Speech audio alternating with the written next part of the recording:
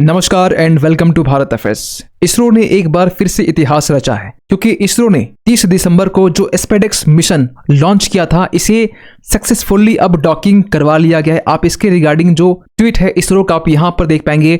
Docking success, spacecraft docking successfully completed, a historic moment. और ये जो हिस्टोरिक मोमेंट है ना, इसे ओनली इंडिया का मीडिया ही नहीं वर्ल्ड का मीडिया इसे कवर कर रहा है। आप यहाँ पर बीबीसी का आर्टिकल देख पाएंगे जहां पर यह लिखा हुआ है कि India successfully conducts historic space docking test. इसके अलावा यूएसए का जो थिएटर्स है ये भी इसके रिगार्डिंग आर्टिकल पब्लिश कर रहा है। यहाँ पर आप देखें पाकिस्तान की तरफ से भी, पाकिस्तान का जो अखबार है डॉन अखबार, ये भी लिख रहा है कि India achieves historic space docking mission. ये जो वर्ड इन हिस्टोरिक ये आज के टाइम में पाकिस्तान भी यूज कर रहा है क्योंकि पाकिस्तान को मालूम है कि इसरो ने जो ये काम किया है ना, अब इसके बाद में इंडिया एलिट क्लब को ज्वाइन कर लिया है क्योंकि ये करने वाला ना अब तक 3 ही देश थे, इंडिया बन गया चौथा देश। 3 देश में यहाँ पर यूएसए पहले यहाँ पर लॉन्च कर रखा है 1966 के टाइम में, 1967 के टाइम में फिर रूस आता है, 2011 के टाइम में फिर चाइना आता है और फाइनली 2025 में इंडिया डॉकिंग एक्सपेरिमेंट के मामले में चौथा देश बन चुका है। यहां तक कि अल जजीरा जो इंडिया के बारे ना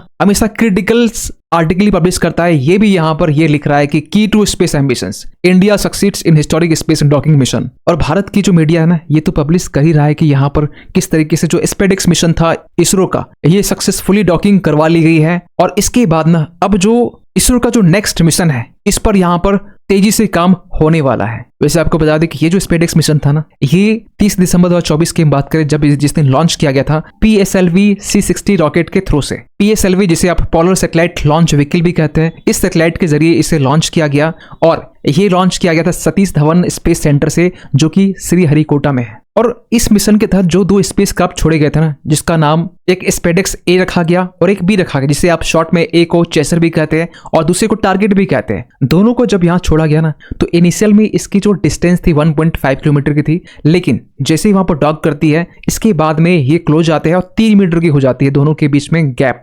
और डॉकिंग को लेकर ना यहाँ पर इसरो थोड़ा कंफ्यूज ये था कि शुरुआत में 7 जनवरी के दिन में डॉकिंग कराने को लेकर ये शेड्यूल कर रहे थे, लेकिन डेट चेंज होता है। डेट आती है 9 जनवरी, फिर से कुछ टेक्निकल चैलेंजेस के कारण ये इस डेट को पोस्टपोन कर देते हैं और इसके बाद डेट आती है 16 जनवरी जहां पर सक्सेसफुली डॉकिंग करवा ली जाती है। और एक केयरफुल इवैल्यूएशंस और एडजस्टमेंट के बाद में एजेंसी ने ये कंफर्म कर दिया कि जो बोथ सैटेलाइट्स है स्पेडेक्स ए और बी दोनों अच्छे कंडीशन में है और सक्सेसफुली डॉकिंग करवा ली गई है। इसके बाद में इसरो में सेलिब्रेशंस होती है कि यस हमने वो काम कर दिखाया है जो आज के टाइम में 3 ही देश ये कर पाए हैं और ये इसरो के लिए एक पाइवोटल स्टेप है for India's aspirations in space explorations के लिए। क्योंकि अगर आप देखते हैं ना अब तक जो 3 देश, अमेरिका 16 मार्च 1966 में पहली बार अपने जेमिनी 8 मिशन के जरिए 2 स्पेसक्राफ्ट को डॉक करवाया था। इसके बाद में जस्ट 1 साल के बाद में 30 अक्टूबर 1967 में रूस ने अपने अनमैन्ड कॉस्मोस 186 और 188 को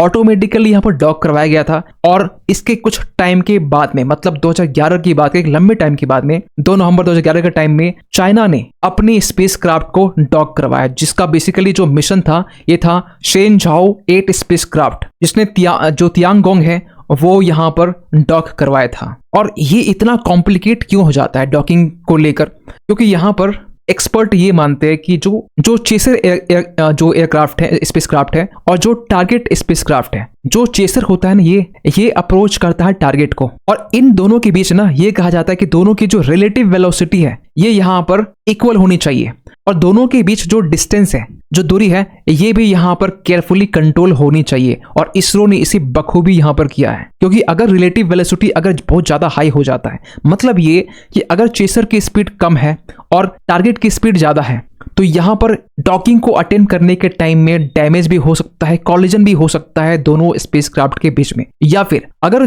दोनों के बीच जो रिलेटिव वेलोसिटी है अगर बहुत ज्यादा कम है, मतलब if it is to low, तब यहाँ पर डॉकिंग को कंप्लीट करने में एक लंबा प्रोसेस लग सकता है। मतलब दोनों में यहाँ पर चैलेंजेस है, लेकिन यहाँ पर एक आइडियल कंडीशन ये है कि जो रिलेटिव वेलोसिटी है ये नियर जीरो के आसपास होना चाहिए, तभी यहाँ पर जो डॉकिंग की पूरी जो प्रोसेस है वो सक्सेसफुली हो पाती है। मतलब दो जो स्पेसक्राफ्ट है अगर सेम वेलोसिटी के साथ में मूव कर रही है, सेम डायरेक्शन में मूव कर रही है, तो डॉकिंग के टाइम में यहाँ पर स्मूथली मैकेनिकल कनेक्शन अगर देखा जाता है तो यहाँ पर इसका इम्पैक्ट ड्रैग कम बढ़ता है या मेरे की सक्सेसफुली डॉकिंग हो जाती है। और यही यहाँ पर इसरो ने किया है। मतलब इसके लिए एक केयरफुल कोऑर्डिनेशन और मैनेवरिंग की यहाँ पर जरूरत पड़ती है, तभी ये चीजें हो पाती है। और इनिशियली यहाँ पर इसरो ने जब ये चीज लॉन्च की ना सैटेलाइट को, तो दोनों के बीच जो दूरी थी वो 10 किलोमीटर की थी। ग्रेजुअली जो सैटेलाइट है के बीच जो डिस्टेंस है वो कम होना स्टार्ट होती है। जैसे जैसे यहाँ पर हाइट में जाती है, दोनों के बीच जो डिस्टेंस है वो कम होना स्टार्ट होती है। मतलब ये डिस्टेंस जो है वो 5 किलोमीटर, उसके बाद और कम होकर 1.5 किलोमीटर, और इसके बाद में 500 मीटर, इसके बाद होते होते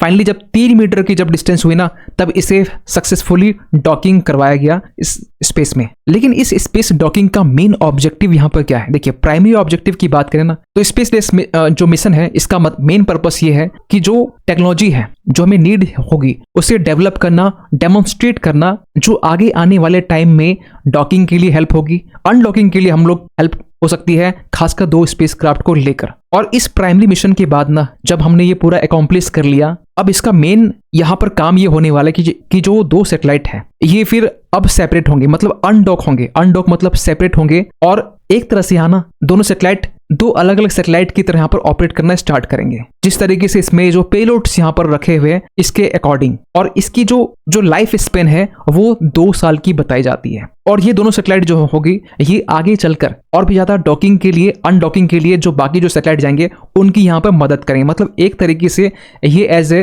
वेलकमर होंगे। जो सैटेलाइट आएंगी उनको यहाँ पर डॉक और अनडॉक करने में ये दोनों सैटेलाइट यहाँ पर मदद करने वाली है। लेकिन सबसे बड़ा सवाल निकलता है कि ये इतना मैटर क्यों करता है? ये इतना मैटर इसलिए भी करता है क्योंकि ये एक एपिक डॉकिंग पोजीशंस है इंडिया के लिए और स्पेस टेक्नोलॉजी के लिए। क्योंकि जब हमने ये स्पेस में सक्सेसफुली डेमोन्स्ट्रेशन कर लिया, इसके बाद इंडिया के रास्ते और खुल जाते हैं। अब हम लोग यहाँ पर टारगेट ये कर रहे हैं कि हमारे जो अगला जो मिशन होगा चंद्रयान 4, इस पर हम लोग आगे प्रॉपर तरीके से अच्छे से काम कर सकते हैं। इसके बाद गगनयान में काम कर सकते हैं।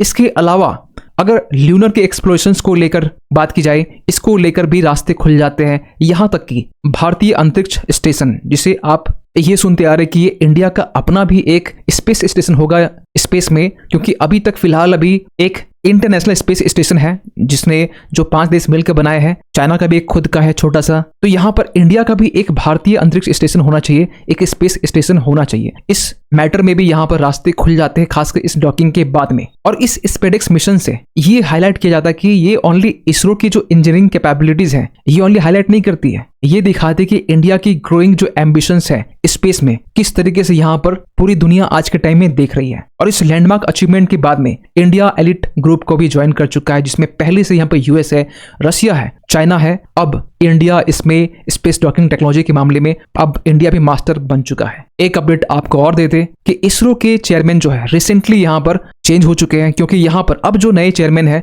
वो है डॉक्टर वी नारायणन। लेकिन फिर भी पूरी जो क्रेडिट है ये इसरो के जो चेयरमैन पहले रह चुके हैं एस सोमनाथ, इनको जाती है, क्योंकि ये जो स्पेसएक्स मिशन है इन्हीं के लीडरशिप में यहाँ पर लॉन्च की गई है। खैर, आप क्या सोचते हैं पूरी इस अपडेट को लेकर कमेंट कीजिएगा। और जाते जाते एक क्वेश्चन हम सभी के लिए कि हाल ही में एक्सरसाइज डेविल स्ट्राइक ये कंडक्ट किया गया। आपको बताना ये है कि ये जो एक्सरसाइज है किस देश की तरफ से ये कंडक्ट किया गया। आपके सामने ऑप्शन है इंडिया, नेपाल, चाइना या फिर भूटान। सही आंसर कीजिए कमेंट सेक्शन पे। मिलते किसी अगली वीडियो में, तब तक के लिए थैंक यू सो मच।